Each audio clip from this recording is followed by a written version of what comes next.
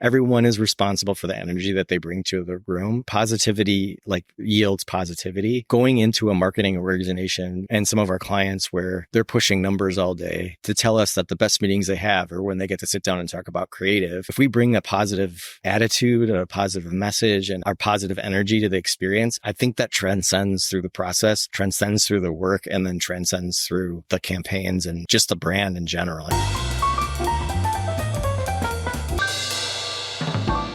Welcome back to the Honest Marketing Podcast, where you learn proven strategies to grow your business without selling your soul. I'm your host, Travis Albritton, and today we're talking all about branding. My guest, Jim Pietruszynski, is the CEO of SoulSight, which is a premium branding agency that works with a bunch of the Fortune 100 companies like Hershey's and Coors and all of them to really help facilitate and shape their brand identity and the message of how they are perceived in the marketplace. And so in this conversation, we're going to talk about what branding is, what it isn't. Can businesses afford to ignore branding and just focus on product development? What are some of the key things that you need to have in mind when you're thinking about branding and positioning for your own business? And then just dig into some really good details, practical things you can do to improve the branding of your business. Make sure you stick around to the very end of the episode, where I'll give you my number one takeaway from my conversation with Jim. But here it is. Let's dive in. Well, Jim, welcome to the Honest Marketing Podcast. Super happy to have you here and talk all about branding. Thanks for having me, Travis. So just to set a little bit of context before we dig into our conversation, can you tell everyone listening a little bit about you, your background, and then also the work that you do at SoulSight? Sure. Just in a minute and a half segment, so I don't bore you too much. I've been with SoulSight for 27 years, started out as a designer, art director, creative director, strategist, account manager, CMO. I've run, starting with three of us we fluctuate between 65 and 70 teammates right now. And we are a full service, holistic branding agency. So, really working on Fortune 100 brands, but also working on innovative brands or startups, in the marketplace. And, what's fun about the agency is depending what you're working on or who your clients are, the business, the business changes and everything stays interesting. So it's a constant learning environment, that, is really exciting to be part of, and it's really exciting to work on Fortune 100 brands that have been around for 100+ years, and be able to be part of those stories too. So it's as we work on those, we leave legacies. We are located in Chicago. We are our headquarters, but we do have staff that work remotely, as far away as Hawaii. So, we work, our work has become a little bit more flexible in terms of geographic location, which has helped us in some cases, depending on markets that we're in or where we're going. But yeah, that's, in a quick nutshell, who we are and what we do. Our core purpose and vision is around branding. And we like to say we build emotive brands that move people, move product, and move culture. So in a nutshell, that's our positioning. So yeah, how do we change the world for the better with the business that we're involved with? Wow, great question. I think, that's something that, as coming from a creative background, coming from a fine arts background and a design background, and moving into a world of marketing where those skills could be used to tap into branding. I think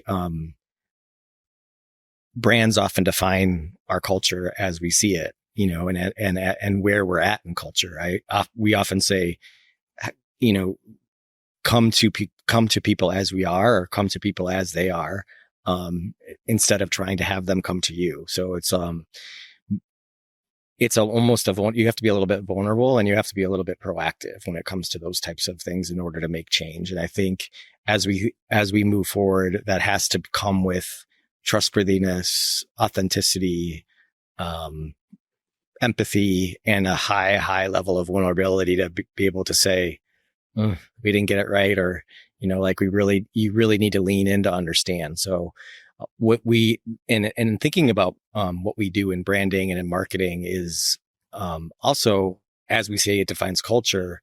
We're defining the artifacts that 200 years from now, people are going to study to understand where where we came from and how we've improved or how we've adjusted or how we've thought about making the world a better place, or how we're thinking about what are the needs that we have for consumers today, not just putting out, throwing brands in the market is not just all about filling the shelves to make money, but like actually putting something in market to fulfill a need. And those are the products and those are the brands that are more successful in what we do.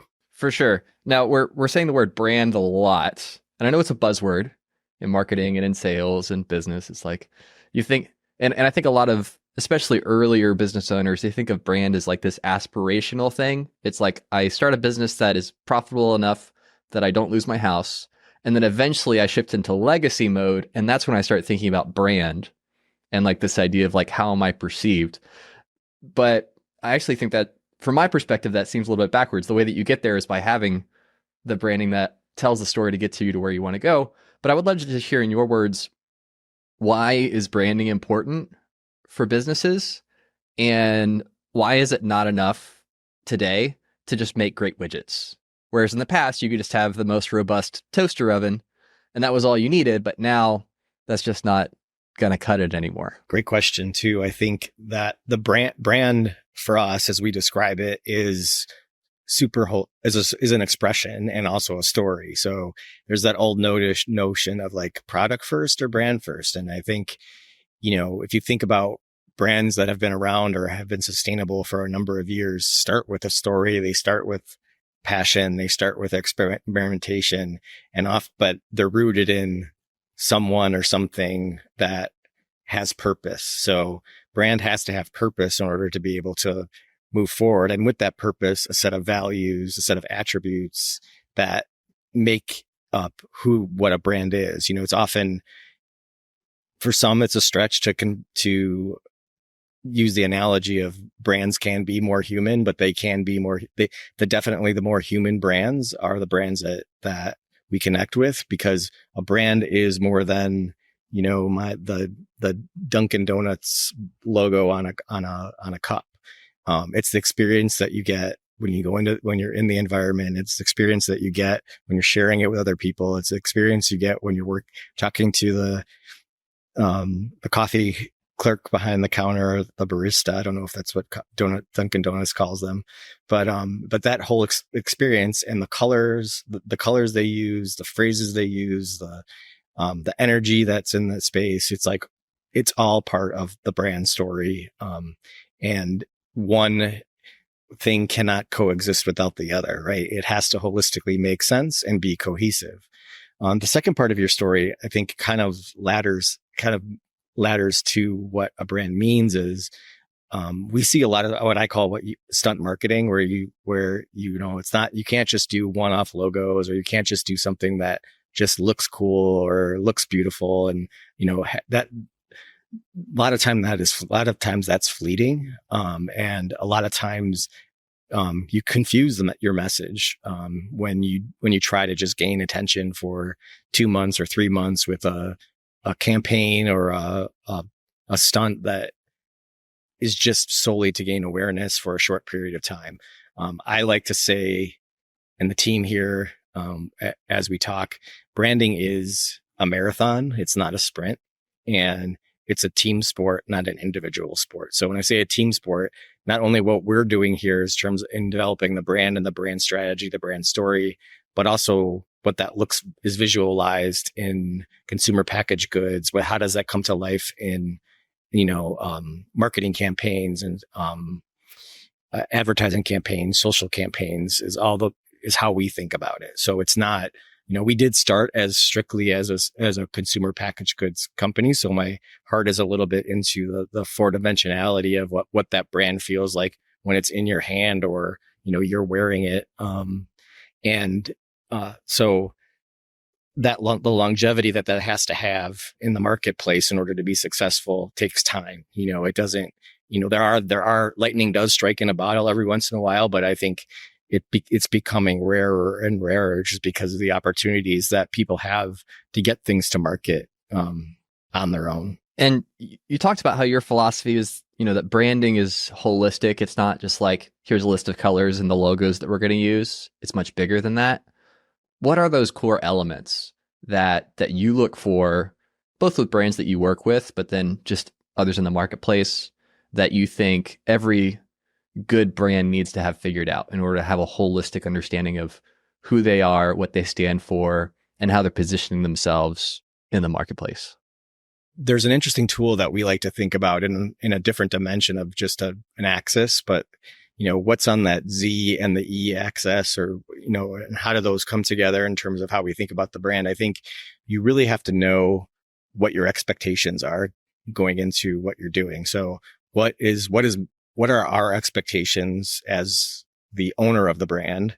What is the expectation of the market or the human beings that are going to be consuming, buying, using our brands? And are those aligned? And where it aligned are there? Is there a way that we need, is there work that we need to do to create alignment, or can we just start to build that alignment? And on the other side of the axis is like perception. So we have to be careful not to stay in our own bubble and just think about, this is our perception of who we are and what we're doing, but what is being perceived on the other side? How are we being perceived? And that message goes along with everything that we do internally here in our office, also in terms of how we communicate, collaborate on any initiative. It's like stepping back and really thinking about what's the expectation and then what's the perspective. And I don't know that that's often used in business. I think there's a lot of metrics on, are we positioning ourselves as premium versus value, or are we positioning ourselves, and I think, there's a lot more that has to go into that thinking, because whether it's value or premium, it almost doesn't matter in terms of how it connects to the human relationship with the brand. How do you condense the outside perception of a brand into something that's actionable, as far as like being able to chart a path forward once you have that feedback? Because that, for me personally, has always been the wrestling match, is like, I can get feedback, but then I'm filtering it through kind of like my own perception of how am I responding to this person or this group of people. But then it's also, okay, if the feedback I'm getting, the perception I'm getting is not what I hoped it would be, how do you then turn that into something that you can take action on to shift that perspective? I mean, a lot of it, we do a lot of insight work with the different companies we work with at different scale and at different levels. Currently, this has been in the works for 15 plus years. We talk about brand and having an emotional reason to believe. I think a lot of times we're subjectively choosing what we think that emotion is, and not really understanding that that's really the emotion that's being experienced on the other side of the relationship, or the transaction. And I think, so we've been working with Sprout Insight and a professor from the University of Illinois to make emotional reason to believe a way to understand and a way to understand it and quantify it, so that we can utilize that data in a meaningful way that's just not subjective. I mean, focus groups are great for starting to understand, but they're a small representation of really what's being perceived out in the world and what's being perceived across the country in different locations. Because as you know, you live in Florida, I live in Illinois, very different experiences of culture, even though we live in the same country, right? There are a lot of similarities, but there are differences too. So understanding that core emotion, I think that there's an argument of whether it's 70 to 95% of our decisions are made by our subconscious and made with emotion.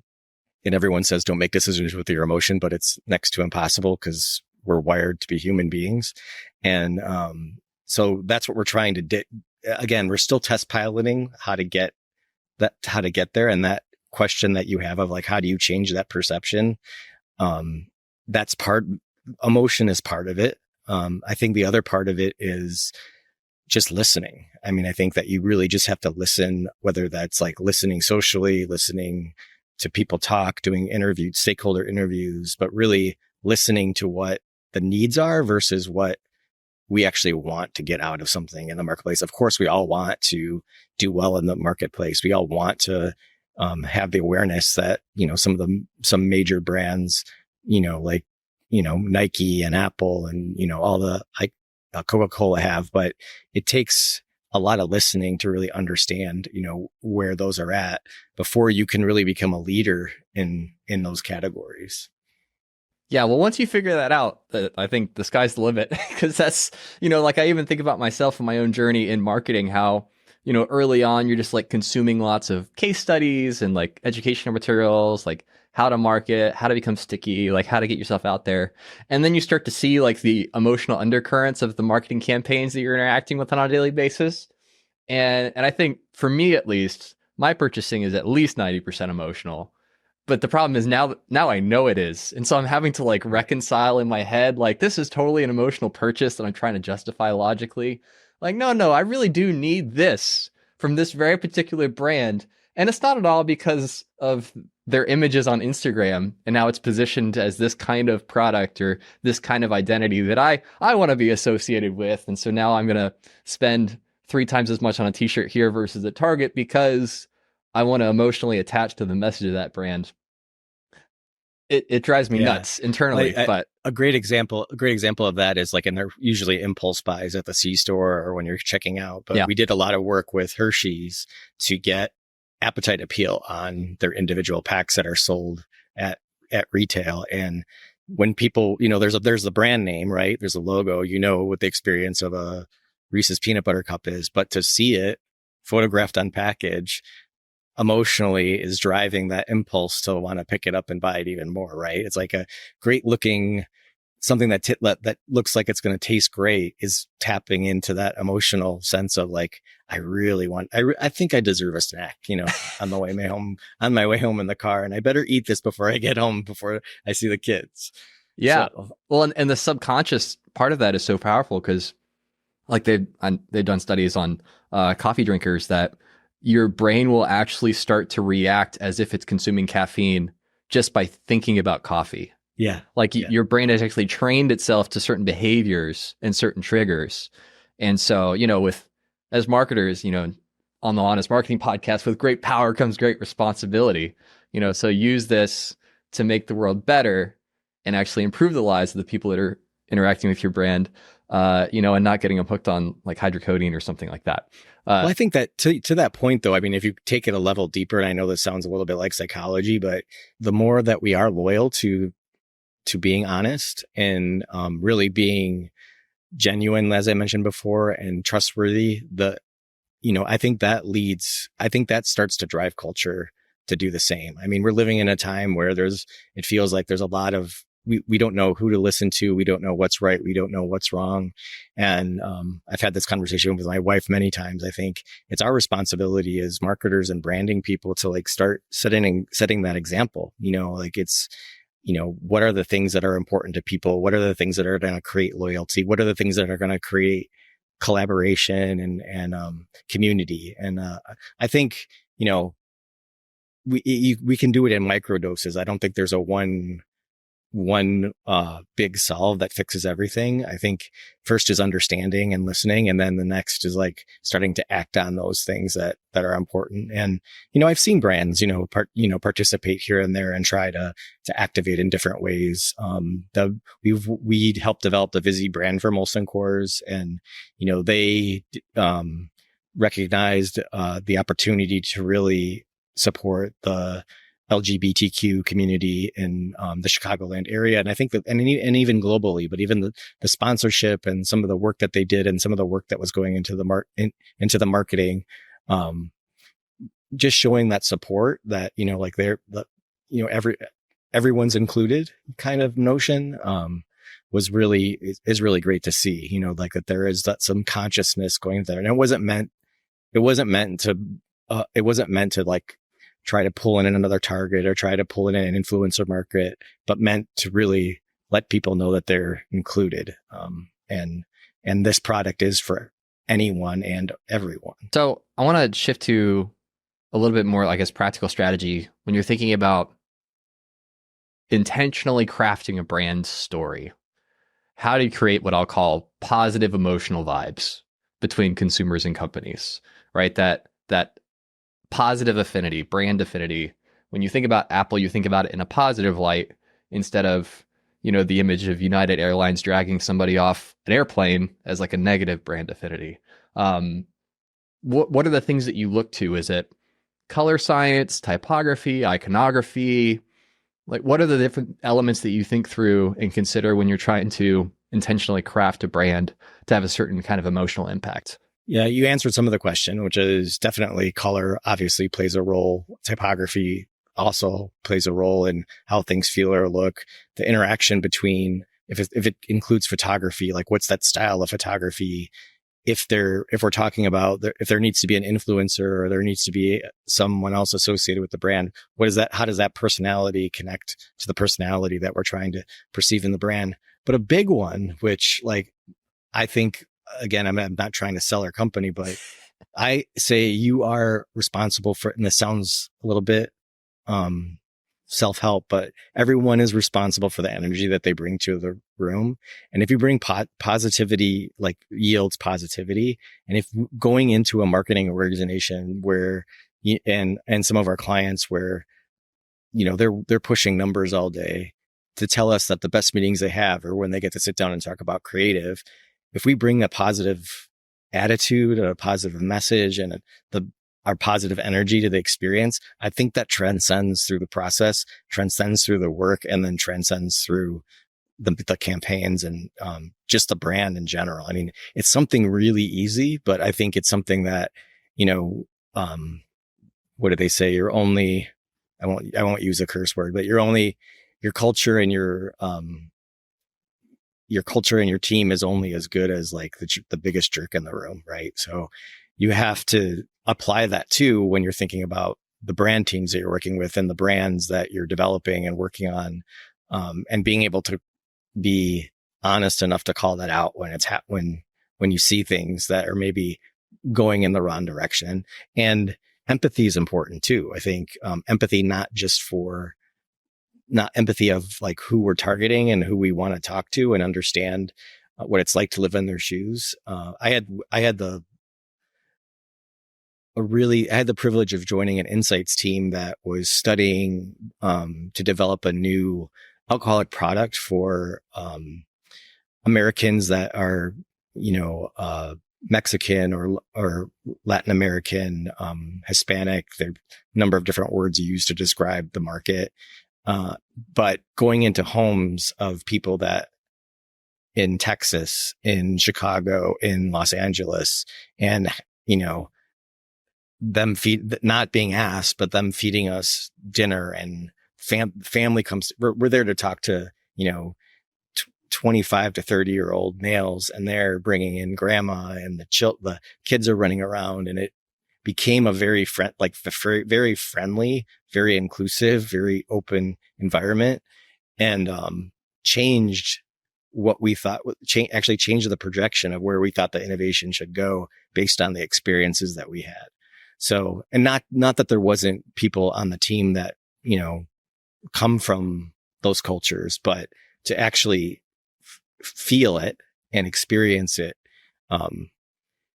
changes how you build that positive, notion or that positive branding interaction. And we don't see a lot of that happening much after COVID. I don't know if it's the expense of what it costs to do that type of research, but something I would love to see come back to the process. For sure. And, when I think about like the tactical elements of branding, brand guides, brand playbooks being very common kind of decks of here's how you use our brand and here's how you use different elements and make sure it looks like this and not like this and don't do this.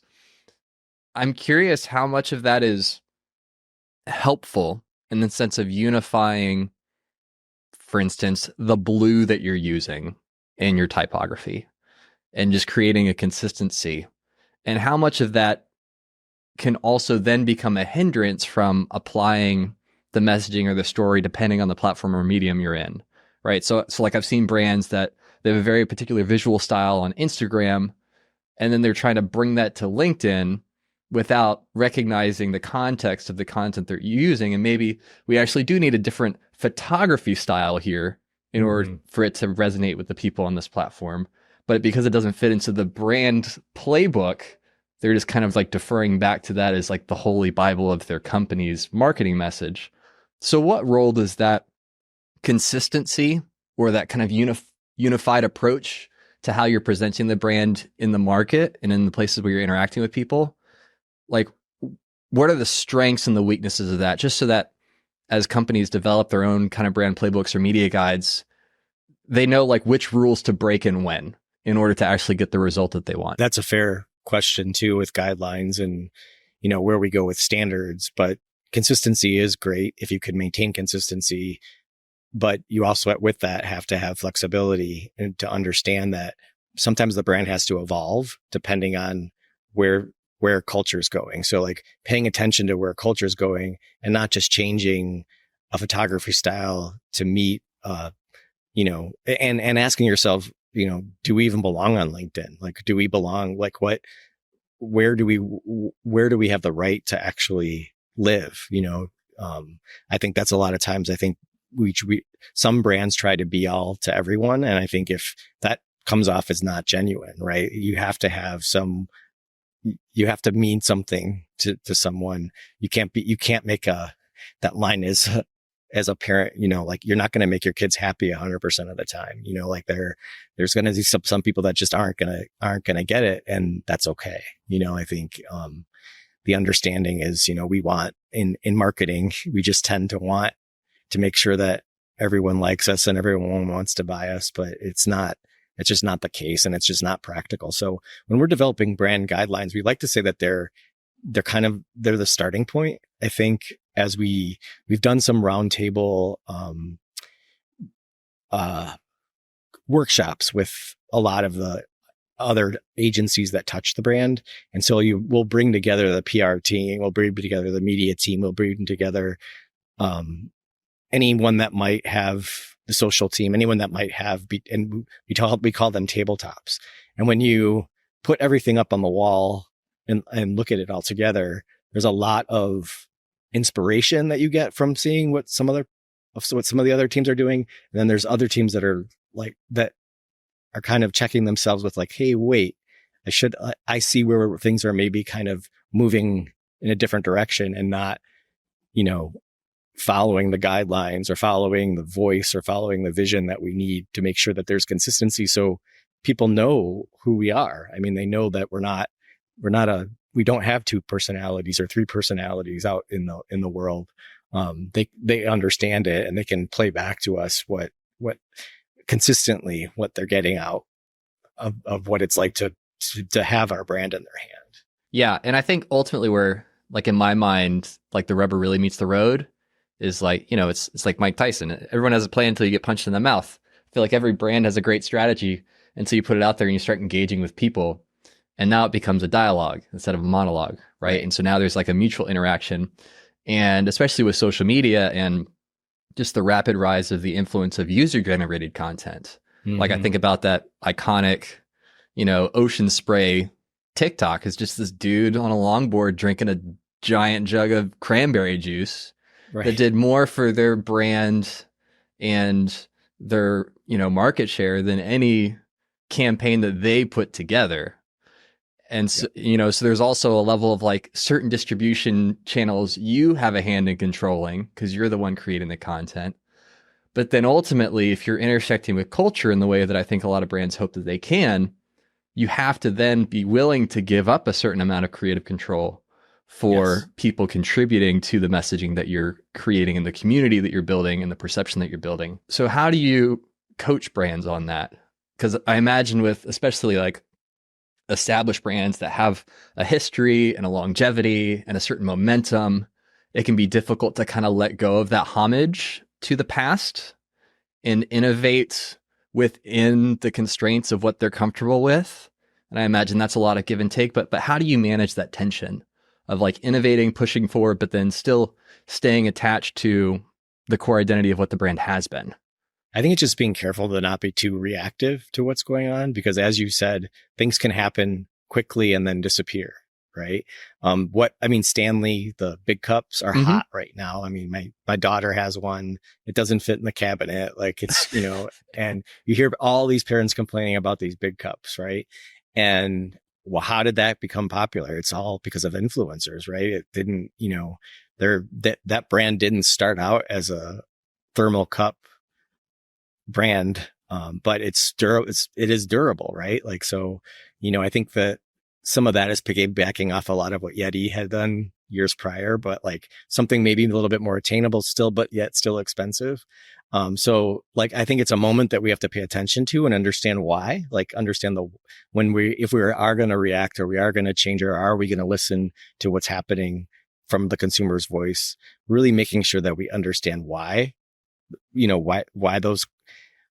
why the changes, or why the questions, or why things are moving in the direction that they are. Sometimes we can explain them. And I think sometimes it takes some time to figure it out. I mean, and that's what I mean by a marathon. Like you're not always going to get it right. Like sometimes constant iterative prototyping to understand what's going on is more beneficial than just the whole changeover in what we're doing. So a little bit at a time, I think, helps in terms of where we're going.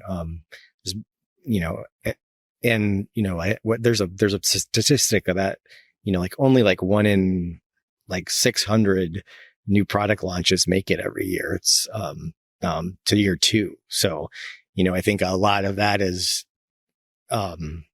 sometimes we don't give them enough time either. So we don't give them enough time to embed themselves into culture. So what does that look like? Like as we kind of like start putting a bow on this conversation around branding, especially with the crossover with culture, what's kind of like the holy grail of this conversation? Like what's the ultimate pursuit when it comes to like branding, culture overlap, integration? You mentioned artifacts. Like, I think about the artifacts of my millennial generation, like the Walkman, the Nintendo, cassette tapes, like things that represent something from a period in time and a culture. Like what does that look like? Like what does that take to really have that kind of cultural impact? And again, this goes beyond just like make a good cassette player that's mobile, right? That would be a Walkman. Right. But how does that become a cultural icon? Well, I think that's like the Walkman, if you just use that example, and that has morphed into, now just live streaming music. But I think it's based on a need. That was based on a need, right? Like moving away from radio. How can we have on-demand music and listen to and how can we curate our own music in a way that works? That took a lot of listening, no pun intended, with music, but took a lot of listening and then iterative thinking to get to a point to where that was. I think that also had a really strong point of difference of what was meaningful in the marketplace. So like being able to hold on to that point of difference and last generations is really, really important for the greater. I think there's like, you have to be willing to be in it for the long-term success, and but then also being able to be open to evolve. And I think watching that evolution to me is a strong proof point in,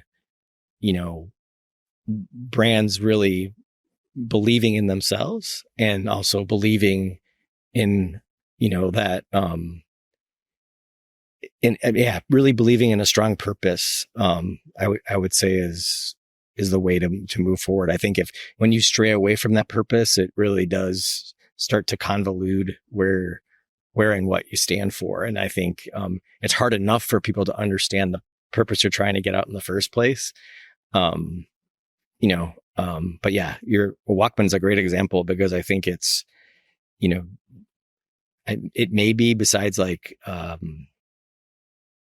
it may be probably the first that was like fully mobile way to listen to music or to listen to story, anywhere and everywhere that you were at, as long as you had batteries. Yeah. I mean, it definitely beat lugging a boombox around, Exactly. Which is what we had before that.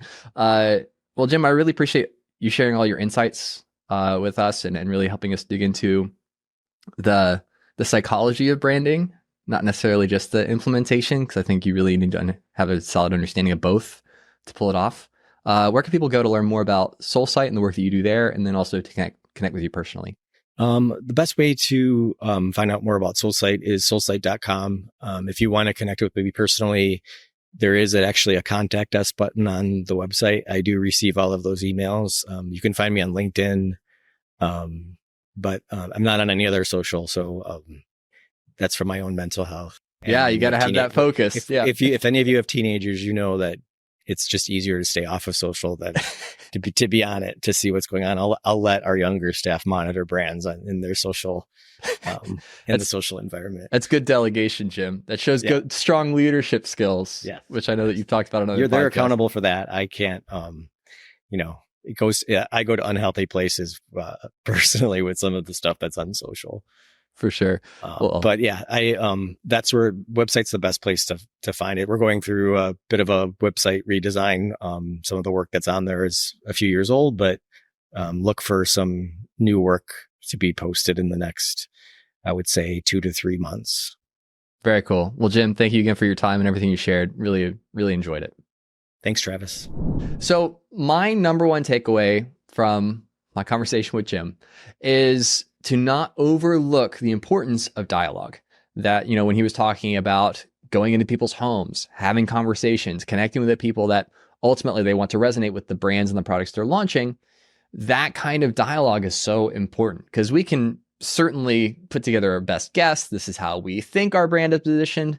This is how we think we're perceived, and just kind of like take that and not consider actually implementing some real feedback from people.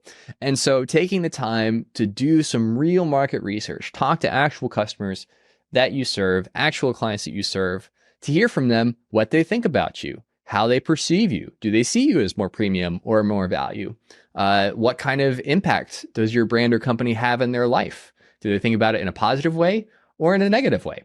And really having that stage set so that way you can make strategic adjustments to the messaging you're putting out there, the materials and the marketing collateral you're creating, to make sure it's all aligned in the direction of where you want your brand to go and ultimately what you want to shape yourself into.